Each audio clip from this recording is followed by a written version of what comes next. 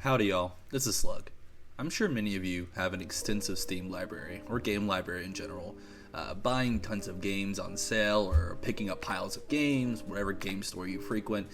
So many of us do this as a form of retail therapy. I don't think this is a bad thing personally. I understand wholeheartedly the concept of amassing a digital or physical collection as therapeutic.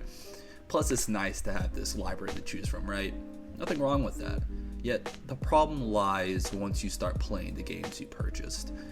Picking them up and playing it for an hour or two only to set it back down, never to revisit it again, it's a disservice to yourself. A lot of gamers, like myself, tend to forget the importance of completing things. When you allow yourself to give up on things, this easily turns into a slippery slope. All those games pile up, take up space, and since you started, it's no longer just a decoration. It has moved past that.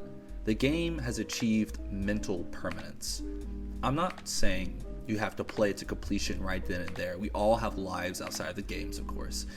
However, it's toxic to let them sit there rotting. The act of completing something is so incredibly important to your own mental health. New experiences refresh your brain, stop you from being reliant on other things for pleasure. The new experience that game gave you or could give you provides more talking points with others, opens up new worlds and communities, and shows you something that you have never have known about prior.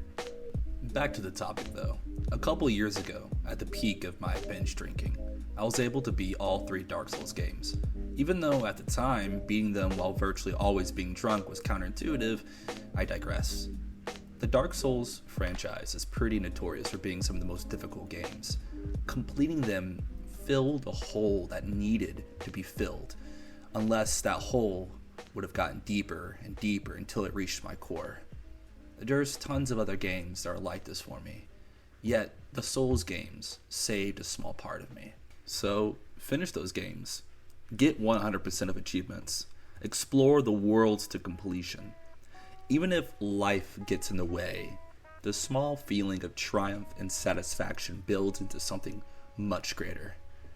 I believe in you, okay? You are completely valid in disagreeing with me. I understand sometimes letting go can be just as healthy as persevering. This is all my opinion, of course. Nevertheless, whatever you choose, just treat yourself better and realize the finish line is closer than you may realize. Thank you for watching. Slug out.